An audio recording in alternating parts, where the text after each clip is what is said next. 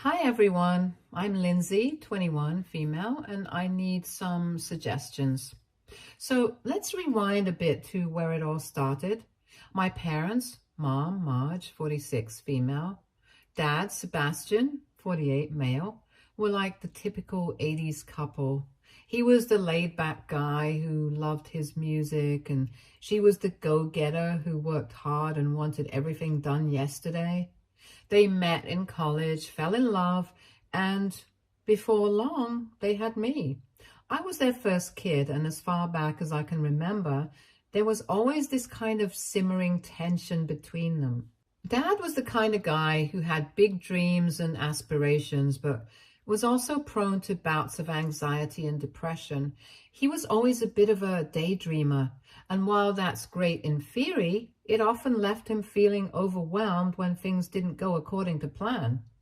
He'd get these intense episodes where everything felt like it was closing in on him and he'd just shut down. It was like watching someone drown in slow motion. And as a kid, I didn't really understand what was happening.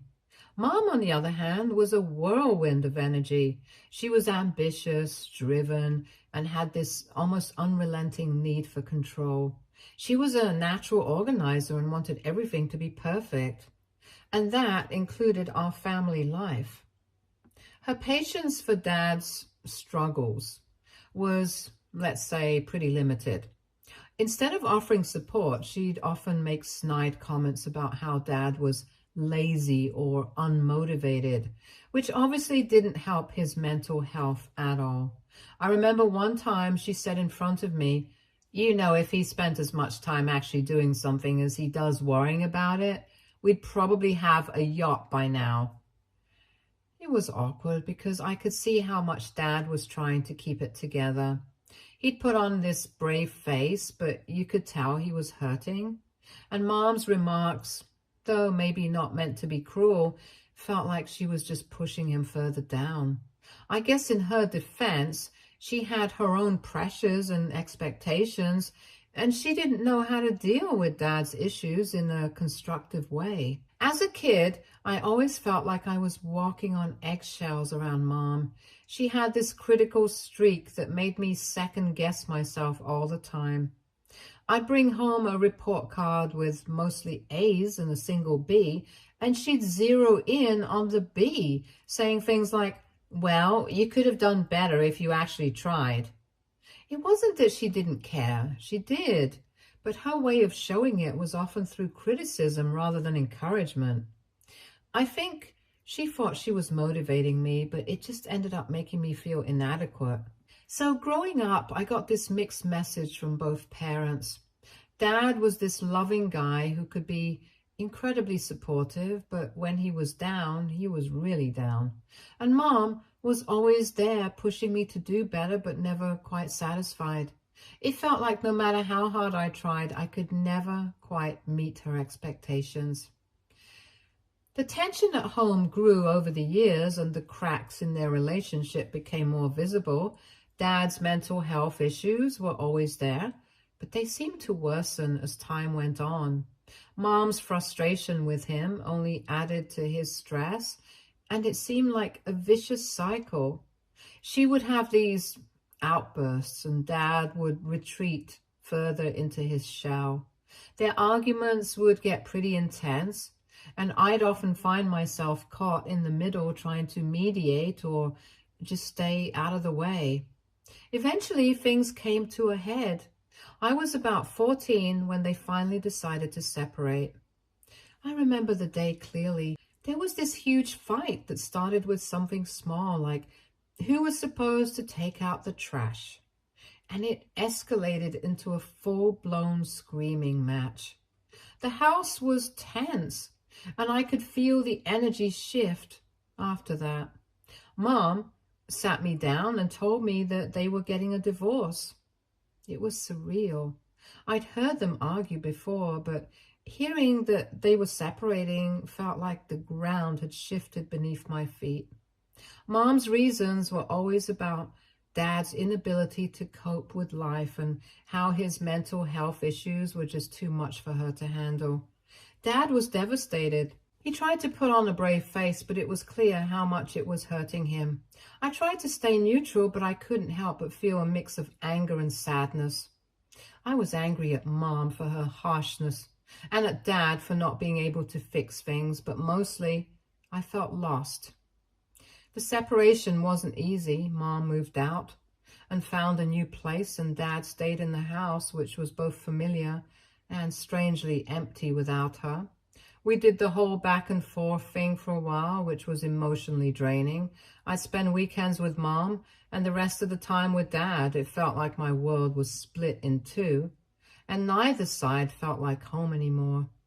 Then, a few months after their separation, something happened that turned everything upside down. Dad committed suicide. It was a shock, to say the least. I don't know if you can ever really prepare for something like that. One minute you're trying to navigate a new normal, and the next you're hit with the devastating news that someone you love is gone forever. It was a dark time. Dad's passing left a gaping hole in my life, and I was struggling to come to terms with it. I remember feeling a mix of anger and confusion, anger at him for leaving us and confusion over how to deal with this overwhelming grief. Mom was obviously devastated too, but her way of coping was to try and maintain a semblance of normalcy. She threw herself into work and her social life, trying to keep busy to avoid dealing with the pain. Then, as if things weren't complicated enough, Mom started seeing someone new. It was a few months after Dad's death when she introduced her new boyfriend to me. At first, I was hopeful that this new relationship might bring some stability into her life. Maybe she'd find happiness again and it would help us all move forward. However, she soon broke up with him. A few years ago, she started dating someone new. Mom was excited about this new relationship and wanted everything to be perfect. She started insisting that we all act a certain way in front of her new boyfriend. She wanted us to be this picture-perfect family, as if we'd all magically forget about Dad and his struggles. It was a lot of pressure. She'd constantly remind me to smile, to act happy, to be on my best behavior whenever her boyfriend was around. It felt like she was more concerned about making a good impression than actually dealing with the emotions we were all going through. I tried to go along with it for a while, but the facade was wearing thin. I was still grieving, and it felt like she was asking me to put on a mask and pretend everything was okay. One day, I finally snapped. I told her that I couldn't keep pretending everything was fine and that her expectations were unrealistic, given what we'd been through. I still had not forgiven her for how she treated my dad and needed to be honest about my feelings and not have to hide them for the sake of appearances. Mom didn't take it well. She got really upset and told me I was being selfish and ungrateful. It was one of those moments where you realize that no matter how much you want to be understood, sometimes people just aren't ready or willing to listen. After that argument, things changed drastically. Mom started excluding me from family events and gatherings. It felt like she was punishing me for not playing along with the image she was trying to create. She'd still see me occasionally, but it was clear that our relationship was strained. It was like she had drawn a line in the sand and I was on the wrong side of it. Things got even worse when I found out from my brother that Mom was engaged. It was a bit of a shock because I hadn't heard anything directly from her. We hadn't really been in touch much. Our conversations were sporadic and often awkward. I wasn't sure how to approach her, so I decided to reach out the best way I knew how. I sent her a congratulatory text. It was short and to the point. "Hey, Mom, I heard about your engagement. Congratulations. I hope you're happy." I figured that was a nice gesture, just trying to be supportive and bridge the gap, even though it felt like we were miles apart. But here's the kicker. She didn't respond. Not a word. I didn't know what to make of it. Part of me felt hurt and confused, but I also knew that our relationship was rocky and maybe she was just dealing with her own stuff. I tried to brush it off, but it lingered in the back of my mind. Then my brother filled me in on something that completely knocked me for a loop. He told me that during the rehearsal dinner for Mom's wedding, she made a pretty big announcement. Apparently, she had talked about why I hadn't been invited to the wedding, and let me tell you, it was brutal. According to my brother, Mom had said in front of everyone, the reason my name isn't here is because she's problematic and mentally unstable. Like dad, like daughter. Those words cut deep. I was already struggling with my feelings about the whole situation, and hearing that Mom had labeled me so harshly in front of her new family and friends was a gut punch. It felt like she was publicly distancing herself from me and using me as a scapegoat for her own choices. It was like she was trying to make me the villain in her story, and I couldn't help but feel crushed by it. It was hard to process the fact that she was using my mental health struggles as a reason to justify not including me in her life.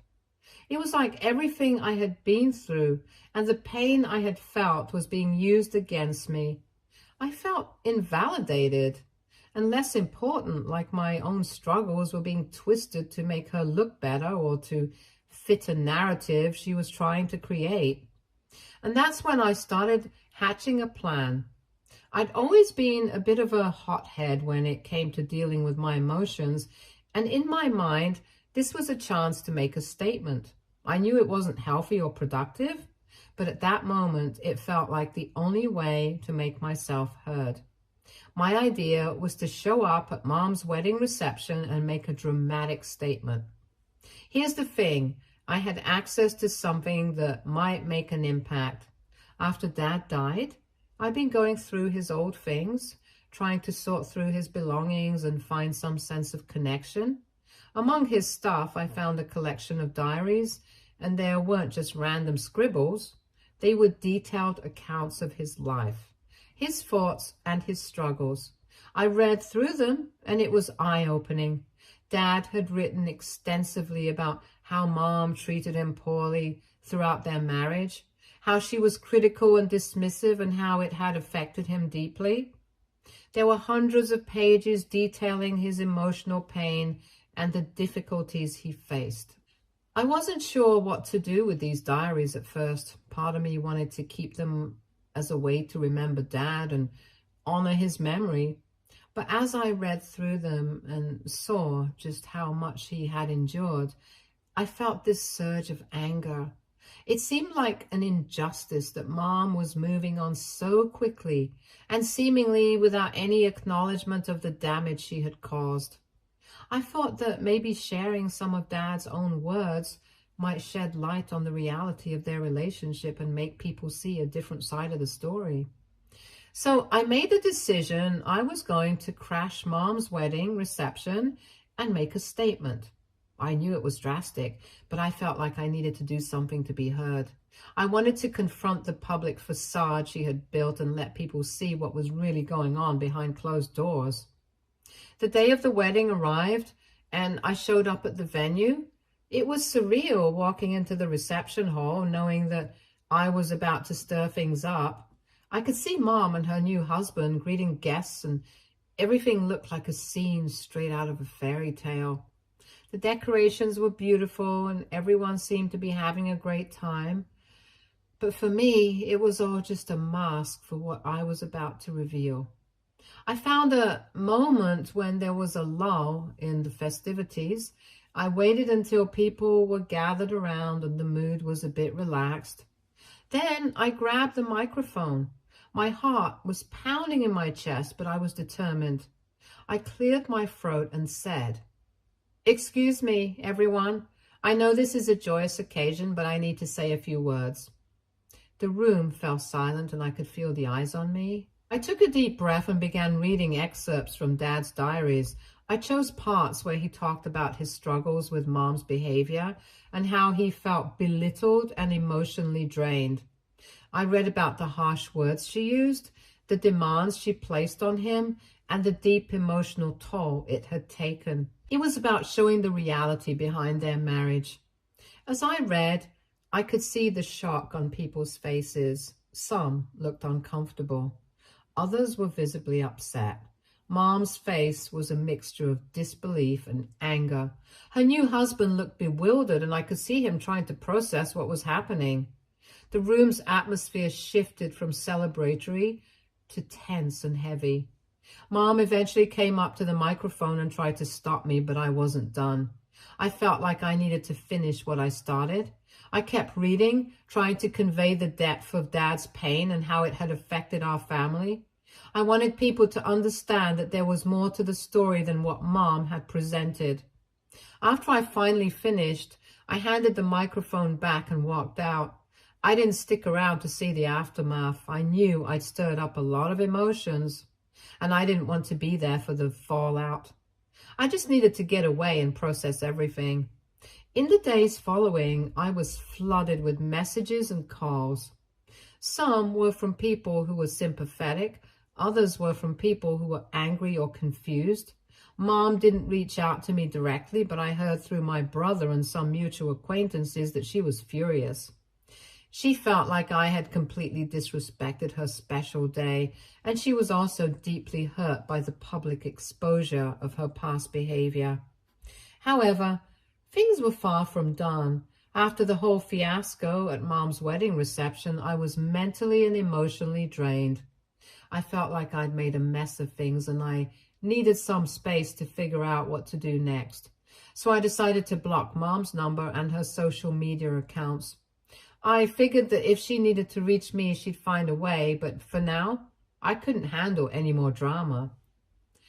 A week went by and I was trying to get back to some semblance of normalcy. I was deep into a new project at work and focusing on self-care. I wasn't expecting any news from Mom. If anything, I was bracing myself for a lot of anger and blame. So it came as a shock when my brother called me one afternoon, sounding a bit frazzled. "Hey, I don't know if you've heard, but Mom's marriage ended," he said, almost as if he couldn't believe what he was telling me. I was stunned. "Wait, what? Mark left Mom? How?" My brother didn't have all the details, but from what he gathered, it was pretty sudden. Apparently, Mark had moved out just a few months into their marriage. My brother didn't know the exact reasons behind the split, but he mentioned hearing some vague things about disagreements and mounting tensions. From what I could piece together, it sounded like things fell apart quickly, which made me wonder if Mom's new relationship was as ideal as she'd made it out to be. "Do you know if Mom's okay?" I asked, genuinely concerned despite everything that had happened. My brother wasn't sure. He said Mom was putting on a brave face and trying to act like everything was fine, but he could tell she was struggling. It was clear that she was in a tough spot, and it made me think about how much pain she might be in right now. Even though I was still hurt by how she treated me, I didn't want to see her suffering. After the call, I sat there for a while trying to process the news. Part of me felt a sense of vindication, like maybe this was some kind of cosmic payback for everything that had happened. But another part of me felt a pang of sympathy. It was clear that Mom was dealing with a lot, and as much as I'd been hurt by her actions, I knew what it was like to struggle with the fallout of failed relationships. I didn't reach out to Mom. It was a complicated mix of emotions. On one hand, I wanted to be there for her, but on the other hand, I didn't want to make things worse by bringing up old conflicts or reopening wounds. Plus, I wasn't sure how she'd react after everything that happened at the wedding. I was still blocked from her social media and didn't have her number unblocked yet. However, I didn't have to wonder for long. Last night, she showed up at my door completely unannounced and in a state that was far from ideal. I was in the middle of watching a movie when I heard banging on my front door. It was late, and my first thought was that it must be a mistake or a prank. But the knocking continued, and it quickly turned into a loud, persistent banging. I opened the door, and there she was, Mom, stumbling around, clearly drunk out of her mind. Her hair was disheveled, her clothes were rumpled, and she reeked of alcohol. I could smell the booze from a good 5 feet away. She was making a scene in the hallway, shouting and sobbing, her words coming out in a slurry mess. "Why do you do this to me? Why do you have to ruin everything?" she yelled, her voice echoing through the hallway. Her eyes were bloodshot and she looked like she hadn't slept in days. It was a far cry from the composed persona she tried to project during her wedding and subsequent marriage. I knew I couldn't just leave her out there, not only because she was creating a disturbance, but also because she looked like she needed help. I sighed and let her in, hoping she'd calm down once she was inside. I led her into the living room and tried to get her to sit down. "Mom, you need to calm down," I said, trying to keep my own frustration in check. "What's going on? Why are you so upset?" She ignored my questions and continued to rant, her accusations bouncing off the walls. "You ruined everything. I thought you were going to make things right, but all you did was make it worse. Mark left me because of you." The more she yelled, the more I realized how drunk she actually was. Her speech was incoherent and she kept repeating the same phrases over and over. It was exhausting to listen to, but I tried to be patient. Despite everything that had happened, I couldn't ignore the fact that she was clearly in a lot of pain. Eventually, her yelling turned into a slow, muffled sobbing. Her energy seemed to drain and she sank to the floor, curling up like a child. Within minutes, she was passed out cold, snoring loudly on my living room carpet. I looked at her lying there, feeling a mix of emotions. Part of me was angry at the way she'd come to my home and treated me, and angry at the whole situation in general. Another part of me felt pity. Seeing her like this, so vulnerable and broken, was a harsh reminder that she was human too, and she was struggling in her own way. I decided it was best to just leave her where she was. I didn't have the emotional energy to deal with her right then. I grabbed a blanket from the closet and draped it over her, and then went to my bedroom and shut the door. I needed to get some sleep myself, and I couldn't handle any more of the drama at that moment. The next morning, I woke up to find that Mom was still there, sleeping soundly on my floor. I could hear her faintly stirring as I made my way to the kitchen. I wasn't sure how to handle the situation. Part of me wanted to just let her wake up on her own and figure things out, but I also knew that ignoring her wasn't really an option. I made some coffee and tried to gather my thoughts. I had no idea how she'd react when she woke up, whether she'd be embarrassed, angry, or even apologetic. I just hoped that maybe after sleeping off the alcohol, she'd be more open to having a real conversation. However, by the time I got back to the living room after making coffee, she had already left. The blanket was still there, crumpled on the floor, and the remnants of her outburst were evident in the scattered tissues and empty coffee cup. I felt a pang of guilt as I looked around at the mess she'd left behind. It was clear that she had been in a rough place, and seeing her like that made me question whether I had been too harsh with my dramatic entrance at her wedding reception. In the days that followed, I couldn't shake the feeling of guilt.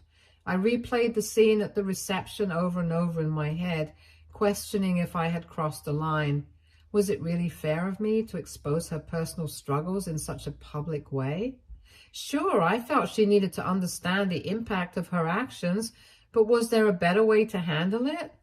I would love to hear your suggestions. Update 1. Hi guys, some of you asked for what was in my dad's diary.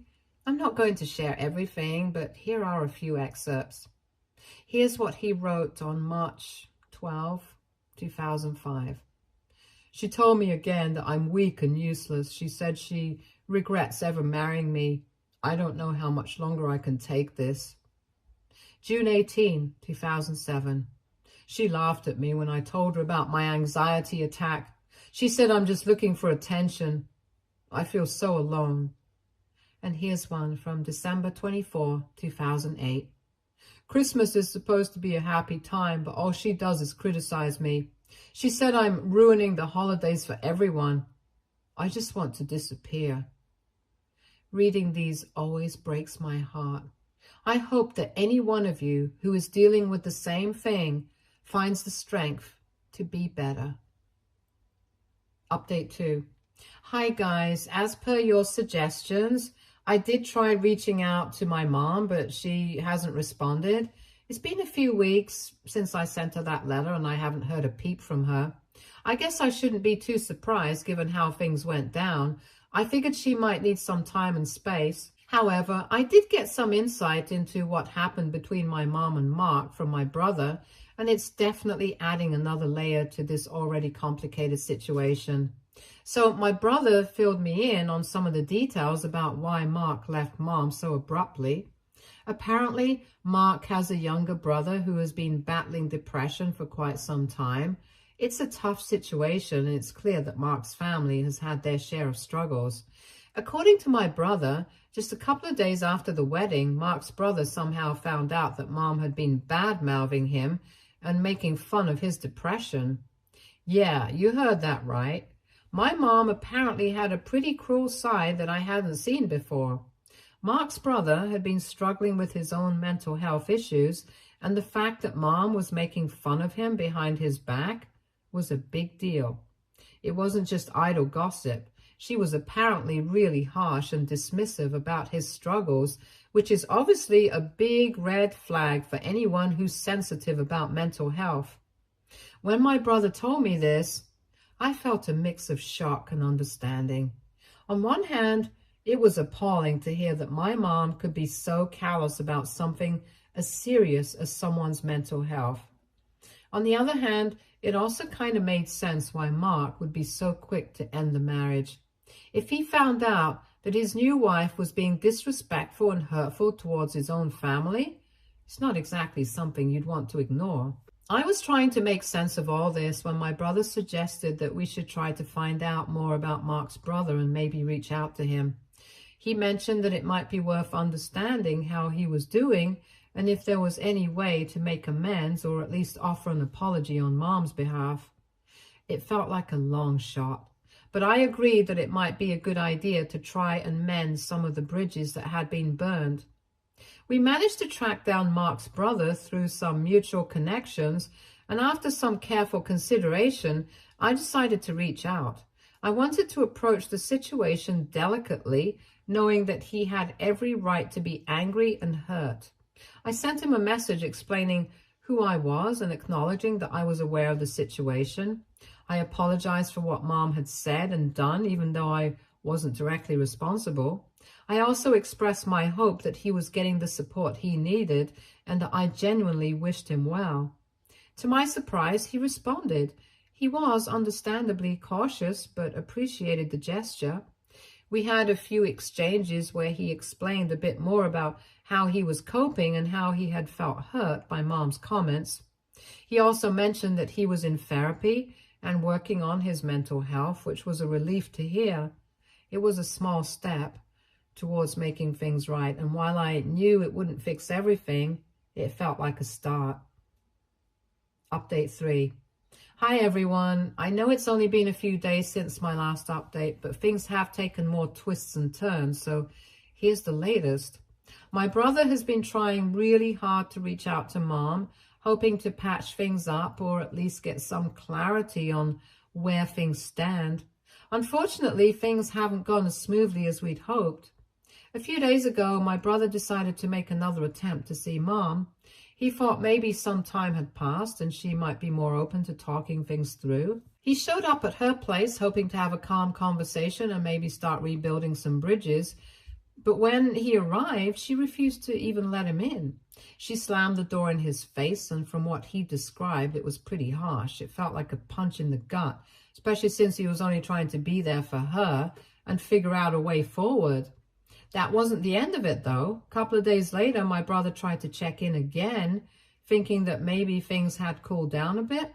He knocked on her door and tried calling her, but she wasn't answering. It was really unlike her to be so unreachable, especially considering she's usually pretty responsive. After a lot of calls and searching, he eventually discovered that Mom had left town to visit her sister. Mom had apparently told my brother to stop bothering her and to leave her alone. She made it clear that she didn't want to talk to him, or by extension to anyone from our side of the family. It was a tough blow, and I felt a pang of sympathy for my brother. He was just trying to reach out and maybe mend things, but it seemed like Mom was shutting everyone out entirely. Hearing this news left me feeling conflicted. On one hand, I understood that Mom was probably overwhelmed and struggling with her own emotions. It must be incredibly hard for her to face everything that's happened and to deal with the fallout of her actions. On the other hand, it was frustrating and disheartening to see her isolating herself and refusing to address the issues. It felt like she was avoiding the very conversations that needed to happen for any kind of healing to occur. My brother and I talked about it, and he shared how disheartened he felt. He genuinely wanted to help and offer support, but Mom's refusal to engage made him feel like his efforts were in vain. It's hard when you're trying to reach out to someone and they just push you away. He mentioned that he was considering giving her more space for now, hoping that maybe she'd come around when she was ready. But it's a tough call, and he's unsure of the best approach. Thanks for reading and for all the support and advice you've given so far. I am grateful for